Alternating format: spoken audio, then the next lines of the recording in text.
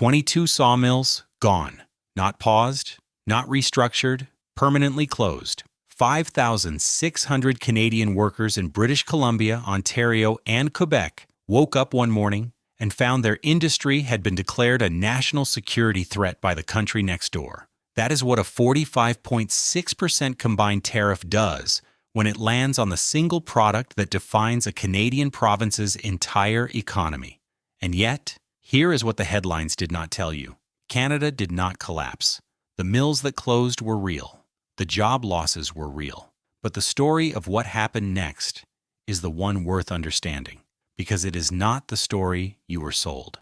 To understand what Canada is actually facing, you need to know how this tariff was built. It did not arrive as a single number. When Trump signed the Section 232 National Security Order targeting Canadian softwood lumber in the fall of 2025, it stacked on top of two existing measures that had been in place for years.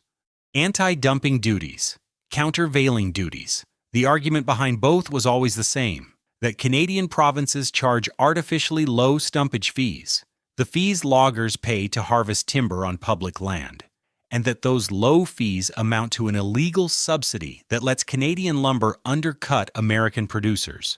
The World Trade Organization has ruled on this argument 5 times.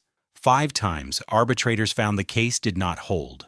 5 times, the tariff stayed anyway. What changed in 2025 and into 2026 was the scale. The Commerce Department's own administrative review process nearly tripled the anti-dumping rate to 20.56%. Section 232 added its own layer. The result was a combined 45.6% tariff, the highest Canada's lumber sector had faced in the modern era. When Melanie Joly stood at a podium in Vars, Ontario on May 4, 2026, and announced a $1.5 billion support package for steel, aluminum, and copper industries, she described it plainly. We are on the front lines. That is not political language.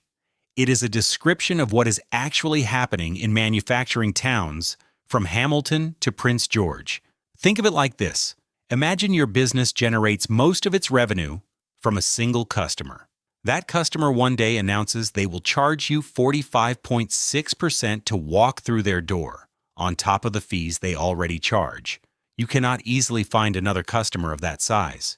Your supply chains, your equipment, your entire workforce is oriented toward that one door. That is the position Canadian lumber communities found themselves in when the tariff escalation hit. The U.S. is not just Canada's largest export market.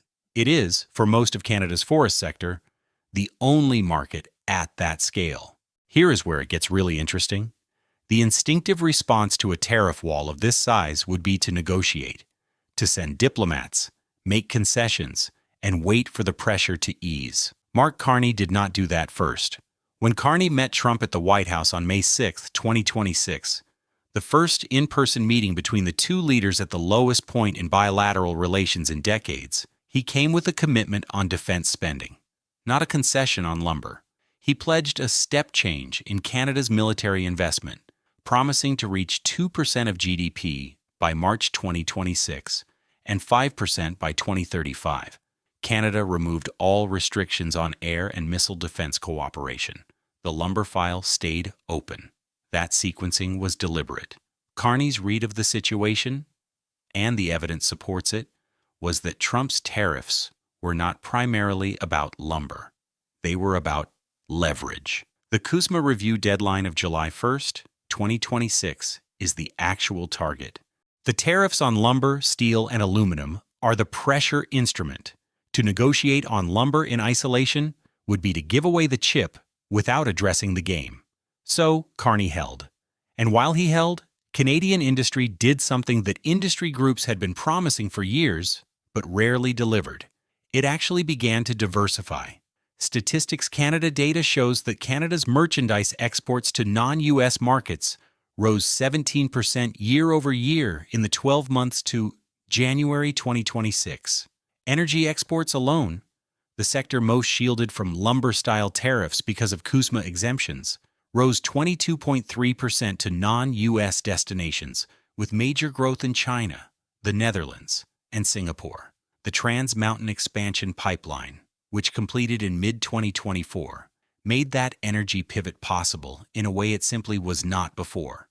The Globe and Mail reported in January 2026 that Canadian exporters had recovered nearly $11 billion of the $18.5 billion in U.S. market losses by tapping 27 different alternative trading partners. That number is not a victory, it is not a replacement, but it is not collapse either. The lumber sector itself could not pivot the same way. Softwood lumber requires the same infrastructure, the same certification, the same proximity to construction markets that have historically existed only in North America. When 22 mills closed and 5,600 workers lost their jobs, there was no Asian market waiting to absorb that output at equivalent volume. The Bank of Canada's April 2026 outlook projected Canadian GDP would be approximately 1.5% lower by end of 2026 than it would have been without the tariff regime. That is not a rounding error. That is a structural wound. There is another angle that almost nobody is talking about. The tariff that was designed to destroy Canada's lumber sector may be quietly destroying the American housing market's ability to build.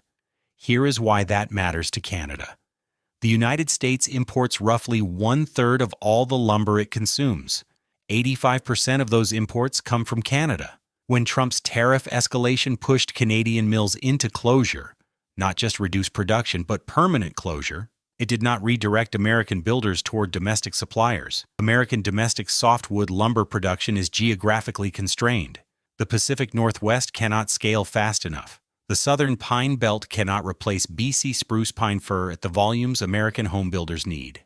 What the tariff created inadvertently is a global softwood lumber shortage, and shortages do not respect the borders that created them. RBC Economics calculated that the average new American home now costs approximately $9,000 more to build, in part because of the reduced Canadian supply. The National Association of Home Builders, an American industry group with no stake in Canadian policy, called publicly on the Trump administration to negotiate a new softwood lumber agreement.